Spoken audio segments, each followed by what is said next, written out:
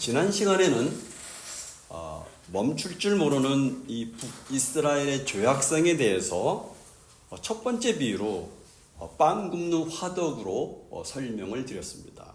오늘은 두 번째 전병 비유와 세 번째 어리석은 비둘기 비유로 이 북이스라엘의 죄악성에 대해서 말씀을 하고 있습니다. 먼저 두 번째 전병 비유를 살펴보겠습니다.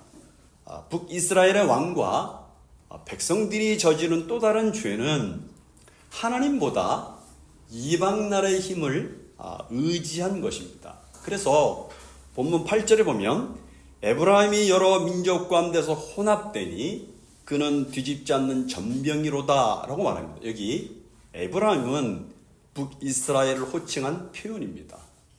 북이스라엘은 좀 더 안정되고 윤택한 삶을 위해서 상황에 따라서 주변의 강대국인 아수르와 애굽과 바벨론과 같은 주변의 여러 힘 있는 이방인들과 이방 나라들과 결탁을 했습니다. 그래서 여기 혼합되었다는 것은 섞이다라는 뜻인데 결국은 동화되었다는 의미입니다. 그래서 이방 나라들과 동맹을 맺고 이방 우상들의 종교의식을 받아들이고 그들의 사상과 문화와 가치관을 받아들이게 되었던 것이죠. 이러한 세속주의와 혼합주의는 하나님만을 섬기는 신본주의 신앙의 치명적인 것이었습니다. 왜냐하면 하나님과 하나님의 말씀에서 벗어나고 이스라엘의 정체성을 잃어버리는 근본적인 원인이 되었기 때문에 그렇습니다. 이렇게 혼합된 상태의 모습을 뒤집지 않는 전병과 같다고 비유로 말씀하고 있습니다. 이스라엘은 우가라고 하고 불리는 전병을 먹었습니다. 이것은 얇고 둥근, 우리로 말하면 빈대떡과 같은 모양인데 불에 구워서 먹었습니다. 이 우가라는 전병은 약 10분 간격으로 뒤집어 가면서 알맞게 구워야지 조금만 시간을 놓쳐버리면 한쪽이 새까맣게 타버려서 먹을 수 없게 된다고 말합니다. 하나님을 의지하지 않고 이방 민족을 의지한 불신앙과 이 신앙의 혼합이 바로 뒤집지 않는 전병과 같다는 것입니다. 그래서 뒤집지 않아서 겉으로 보기에는 멀쩡해 보이는데 아래는 새까맣게 타버린 존재라는 것입니다. 혼합주의와 세속화에 깊이 빠진 상태를 가리킵니다. 이방 나라들과 동맹을 맺고 나라를 구하려는 이 외교 정책을 썼지만 결과적으로 그것은 자신들의 정체성과 가치를 완전히 상실했다는 것을 의미합니다. 이처럼 세상을 붙들고 의지하고 사는 것이 죄라는 것을 알지 못하고 그것이 지혜로운 것처럼 자신들이 잘하고 있는 것처럼 생각하는 이 교만의 고집에 빠져 있는 것을 말씀합니다. 여전히 세상이 하나님보다 더 도움이 될 것이라고 생각하는 모습을 말씀하고 있습니다. 오늘 우리도 내 안에 뒤집지 않는 전병 같은 혹시 혼합주의 신앙의 모습은 없는지 찾아보시기 바랍니다. 하나님보다 더 도움이 될 것이라고 믿고 의지하고 있는 것은 없는지 한번 돌아보시기 바랍니다. 계속 9절에 보니까 이방인들이 그의 힘을 삼켰으나 알지 못하고 백발이 무성할지라도 알지 못하는도다 라고 말합니다. 이것은 그 당시에 북이스라엘의 외교와 이 대외 정책과 그 결과가 어떤 것인가를 말씀하고 있습니다. 앞에도 언급했지만 북이스라엘은 국가의 안전을 위해서 주변의 강대국을 의지하고 그들과 동맹을 하는 것이라고 생각했습니다. 그래서 당시 가장 강대국이었던 아수르와 동맹을 맺고 조공을 바쳤습니다. 하지만 마지막 왕 호세아 때는 아수르에 바치던 조공을 중단했어요. 그리고 아수르의 침략에 대비해서 또 다른 강대국이었던 애굽을 의지하고 애굽과 동맹을 맺고 애굽의 도움을 요청했습니다. 그러나 결국은 그로 인해서 아수르의 침략을 받았고 애굽은 그들을 아수르로부터 구출해주지 못했습니다. 구원해주지 못했어요. 그래서 백발이 무성하다는 표현은 나이가 많아져서 머리가 희게 변하는 것처럼 그 나라의 힘이 없어져서 곧 멸망할 날이 다가오고 있음을 비유적으로 말씀하고 있는 것입니다. 그럼에도 그들은 알지 못하고 있다라고 말씀합니다. 그들이 하나님보다 애굽을 더 의지하고 아수르를 바라보는 동안에 자신들의 가장 귀한 것을 빼앗기고 있는데도 그것을 모르는 것입니다. 계속해서 10절을 보십시오. 같이 읽어보겠습니다. 시작. 이스라엘의 교만은 그 얼굴에 드러났느니 그들이 이 모든 일을 당하여도 그들의 하나님 여호와께로 돌아오지 아니하며 구하지 아니하도다. 앞에 8절 9절이 하나님보다 주변의 강대국을 의지하였지만 도리어 그들에게 공격을 당할 것을 깨닫지 못하는 어리석음과 무지에 대해서 말씀하셨다면 이 10절은 그럼에도 불구하고 저들의 교만함이 완고한 것을 지적한 말씀입니다. 여기 이스라엘의 교만은 그 얼굴에 드러났도다라는 이 말씀은 저들의 교만이 어디에도 숨길 수 없을 만큼 확연하게 드러났다는 뜻입니다. 당시 그들이 얼마나 교만하고 완악하였는지에 대해서 저희가 이 모든 일을 당하여도 그 하나님 여호와께로 돌아오지 아니하며 구하지 아니하도다라고 말씀합니다. 여기 돌아오지 아니하며 구하지 아니하도다라는 이 단어의 문법이 원어를 보니까 강한 부정어로 로라는 단어의 완료형을 사용했습니다. 이런 문장에 완료형 동사를 사용했다는 것은 더 이상 돌이킬 여지가 전무한 상태를 의미합니다.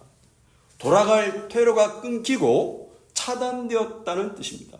그것이 보여주는 것은 그만큼 북이스라엘이 죄악에 찌든 삶을 살고 있었다는 것을 이야기합니다. 그러니까 자신 스스로는 자신들의 의지로는 절대로 돌아갈 수 없는 교만한 상태를 말씀하신 것입니다. 계속해서 북이스라엘의 죄악성에 대해서 이제 세 번째 비유로 어리석은 비둘기 비유를 하십니다. 하나님은 이스라엘을 향해서 어리석은 비둘기 같다라고 말씀하십니다. 11절을 같이 읽어보겠습니다.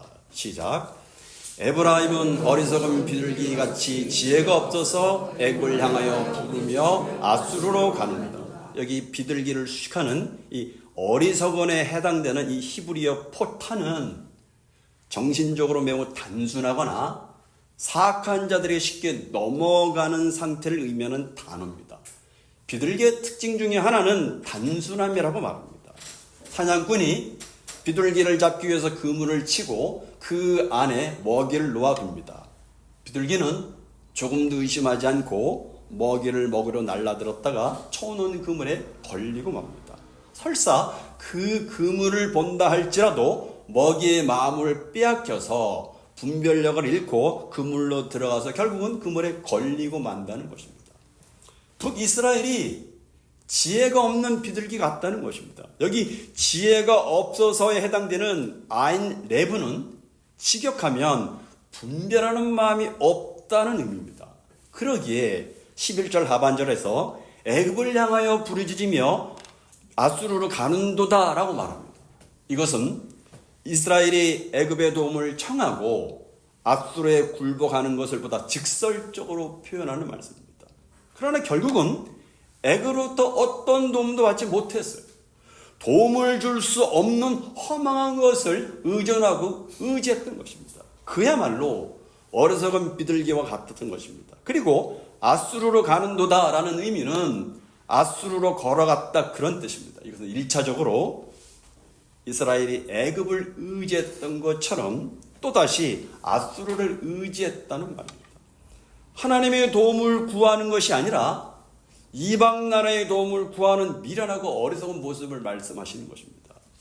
이스라엘은 하나님보다 애굽이나 아수르의 힘을 더 믿었습니다. 그래서 가장 귀한 하나님을 향한 믿음이 다 빼앗겨 가는데도 그들은 그것을 알지 못했습니다. 그들은 힘이 있는 쪽을 선택하면 민족의 구원이 이루어질 것이라는 착각 속에서 애굽과 아수르 사이에서 왔다 갔다 갈팡질팡하였던 것입니다. 그러나 그들은 어느 쪽을 선택하든지 아수르를 선택하든지 애굽을 선택하든지 하나님을 의지하지 않는다는 면에서는 이미 하나님께서 준비하신 그물 안에 갇혀 있음을 깨닫지 못하는 거죠. 북이스라엘이 하나님께로 돌아오지 않고 당시의 강대국이었던 아수르를 의지하고 애굽을 의지합니다. 그것이 현실적인 대안인 것처럼 보였습니다. 여러분, 놀라운 사실이 뭔지 압니까? 북이스라엘 백성들이 하나님 대신에 현실적인 대안으로 믿었던 아수르에 의해서 멸망을 당하게 됩니다.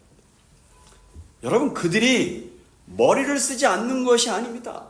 애를 쓰지 않는 것도 아닙니다. 머리를 쓰고 지혜를 짜내는데 그것이 자기 머리만 믿고 강대국을 의지했지 하나님을 의지하지 않았던 것입니다. 자기 지혜를 믿고 교만한 자들이 결국은 어리석은 자가 되고 말았던 것이죠. 앞에 뒤집잡는 전병이에게와 연결이 됩니다. 여러분, 이것은 우리도 마찬가지입니다. 우리도 무엇인가 기도하고 열심히 노력하고 애를 씁니다. 그런데 항상 하나님이 중심이 아니에요. 열심히 하지 않아서가 문제가 아닙니다. 열심히 합니다. 그런데 방향이 문제입니다. 우리의 문제는 원론적으로는 하나님을 믿는 유신론자지만 방법론에 들어가면 하나님을 믿지 않는 무신론자가 되어버립니다. 그래서 내 힘으로 하고 세상의 방법, 세상의 가치, 세상의 기준을 쫓아서 합니다. 열심히 해결하려고 애쓰고 부르짖고 호소합니다. 그런데 마지막까지 자기 머리와 능력과 그리고 네트워크만 의지합니다. 하나님의 도움도 요청을 하기는 합니다. 하지만 내가 하는 일에 내 방식으로만 하나님 도와달라는 거예요. 이스라엘 백성들은 애굽과 잘되게 해달라는 겁니다. 아수르와 잘되게 해달라고 그들은 기도하는 거예요. 그러나 그것은 결국은 하나님을 의지하지 않는 것입니다. 여러분, 가만히 잘 생각해보세요. 교회 다니는 사람들이 기도하지 않는 사람이 있겠습니까, 여러분? 기도하지 않는 사람은 없습니다. 단지 하나님만 죄하고 열심히 부르짖는 경우는 많다는 것입니다. 그래서 망하는 거예요. 하나님은 애타게 이스라엘이 돌아오기를 기다리지만 이스라엘은 교만하고 지혜가 없어서 애굽에서 문제를 해결하고 아수르로 달려가서 문제를 해결하려고 합니다. 북이스라엘에게서 우리의 모습을 보아야 합니다. 우리에게도 문제가 있습니다. 모든 인생에 문제가 있습니다. 문제가 없는 인생이 어디 있겠습니까? 다만 그 문제의 해답을 세상에서 그리고 내 스스로에게서 찾고 있지는 않는가 묻고 있는 것입니다. 그러나 그것은 교만함과 지혜 없음과 어리석은 것임을 오늘 말씀하고 있습니다. 결국 어떻게 됩니까? 마지막 12절을 보겠습니다. 같이 읽죠. 시작. 저희가 갈 때 내가 나의 그물을 그 위에 쳐서 공중의 새처럼 떨어뜨리고 전에 그 공에 들려준 대로 저희를 징계하리라. 여기 12절은 이스라엘을 어리석은 비둘기로 전제해서 하신 말씀입니다.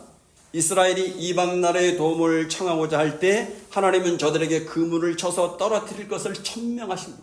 여기서 나의 그물을 그 위에 친다는 말씀은 하나님께서 직접 저들 위에 그물을 치시겠다는 것입니다. 하나님께서 치시는 그물이니까 어리석은 비둘기가 아니라 아주 영리한 참새라도 떨어질 수밖에 없는 것은 너무나 당연하죠. 그렇죠? 그물에 걸리는 것은 너무나 당연해요. 왜? 하나님이 치셨습니다.